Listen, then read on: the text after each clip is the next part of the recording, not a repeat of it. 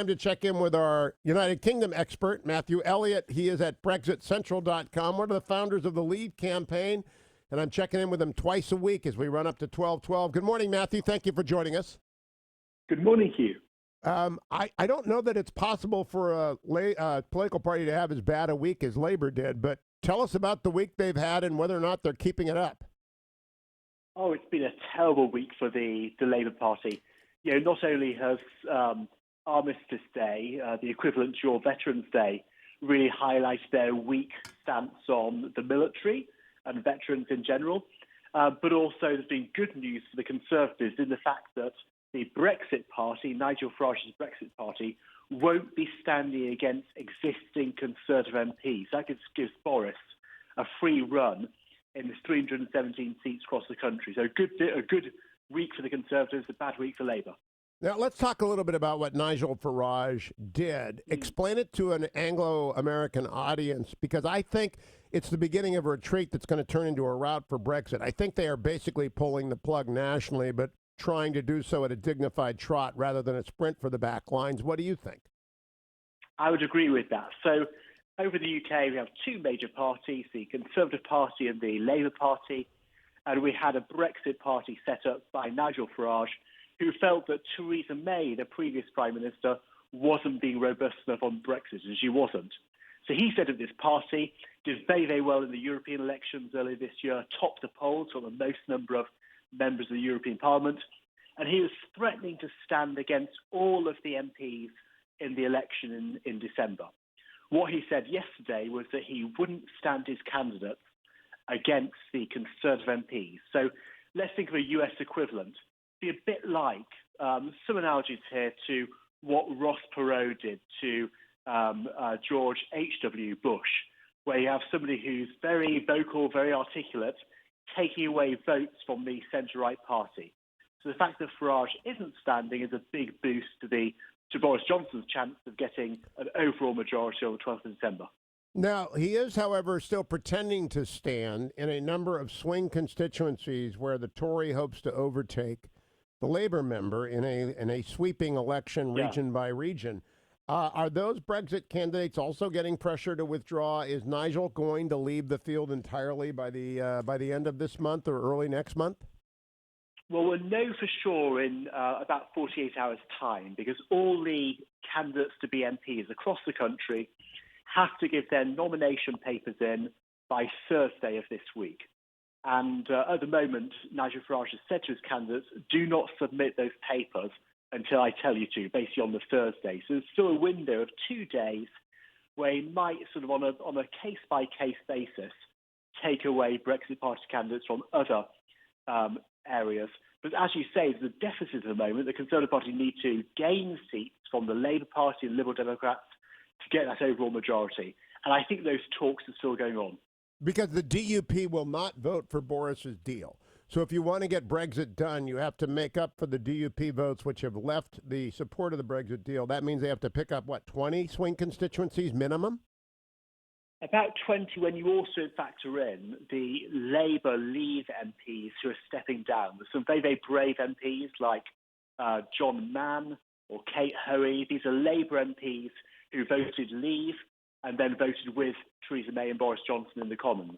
They're now leaving Parliament to be replaced by Labour Remain MPs. So, yes, there's quite a big deficit to make up, and also the DUP may be losing MPs as well. So this is still a highly sort of a situation in high flux at the moment. The polling is very difficult to analyse properly because there are lots of constituency by constituency results. But I would say that the news yesterday tips the balance from the most likely outcome being a hung Parliament with the Conservative Party as the biggest party to being a small overall majority with the Conservatives. Now, talk to me, Matthew. We expect the 2020 election to be largely fought on the economy and the personality of Donald Trump. We don't hear much about the United Kingdom economy and unemployment, but I was running down the Telegraph silo this morning, and I'm amazed at your unemployment figures. You are at 3.6%. Unemployment, it fell by 23,000 in the last month of September. It looks like your economy's cooking. Why would anyone give it to Jeremy Corbyn? Well, quite. And it's the old adage from your side of the pond. It's the economy, stupid. And I think lots of voters will feel it had 9 years of solid economic growth. Every month, 1,000 new jobs are created. We've basically got full employment at the moment. And at the same time, other European economies, most notably Germany, France, and Italy, are starting to slow down very, very rapidly. So I hope voters will think, who do we trust with the economy? Do we trust basically a Marxist party, because that's where their politics are coming from, certainly on the economy, or do we support the Conservatives, who are basically a business-friendly, free market party who have done a great job in the economy so far? Now, Matthew Elliott, tell me a little bit about Boris Johnson, the Prime Minister, and his campaigning. I watch from abroad, and it seems to me like he's the ideal candidate for these times. He is photographic. He is fun. He is very Twitter-friendly. He is very social media-friendly. And it looks like he's got energy, which is what people want.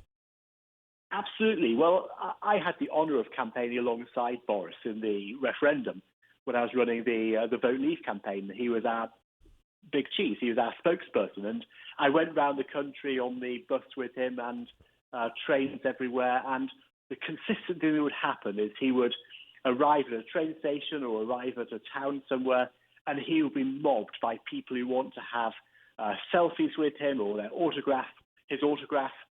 So he's he's a great campaigner. He's a bundle of energy. He is very, very positive, very upbeat. He inspires people. He's one of those people you want to be close to and have a bit of his charisma. So he's great on the campaign trail, and I think that's starting to feed through in some of the coverage as well. Like you say, he's doing very, very well on social media too, and that's helped compensate for the fact that the Labour Party tends to have more people on social media. So he's a huge, huge asset, and really such a contrast to 2017 general election, which had Theresa May as the leader of the Conservative Party, who really wasn't charismatic. It was quite grey, a very worthy Prime Minister in many ways, and I've got quite a lot of respect for her and the amount of commitment she put into the job, but an election campaigner she wasn't. Let me ask a last question, very narrow gauge question. There's a small group of Leave exiles. Liam Fox, who's a friend of the show, for example. They were exiled by Boris, but they didn't leave the Conservative Party. They weren't exiled for voting against his deal. They voted for it, but they were exiled and out of the cabinet because they were insufficiently pro-Boris. How are they doing in this election? Are they 100% with Boris?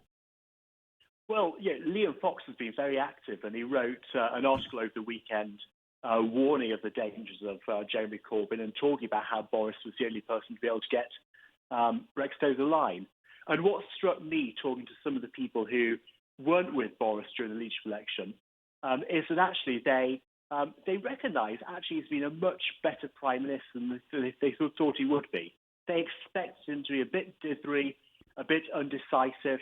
He really hit the ground running, though, and actually got the Brexit deal over the line. So their respect for him has gone up massively. I'm a huge, huge fan of Liam Fox. I noticed that we still have to choose our next ambassador to the United States. And I very much hope that when Boris Johnson thinks about the shortlist for that, names like Liam Fox's name will be on there. So I think great idea. A superb ambassador for the UK. Quickly, Sajid Javid, is he your superstar in waiting, or is it Dominic Raab, or is it both of them? Both are doing well. Dominic Raab has had a slightly lower profile in the past few months. Of course, the PM does lots of the Foreign Office stuff. Sajid Javid has a good campaign so far. He had a great press over the weekend exposing the fact that Labour's spending plans would add up to 1.2 trillion.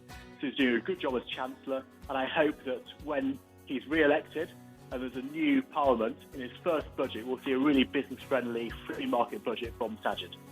Matthew Elliott, great to talk to you. Follow him at Brexit Central on Twitter, at Matthew_Elliott, 2 L's, 2 T's, at Matthew Elliott for everything you need to know about this election, which is so important to the United States and the United Kingdom on December the 12th. Don't go anywhere, America. It is the Hugh Hewitt Show.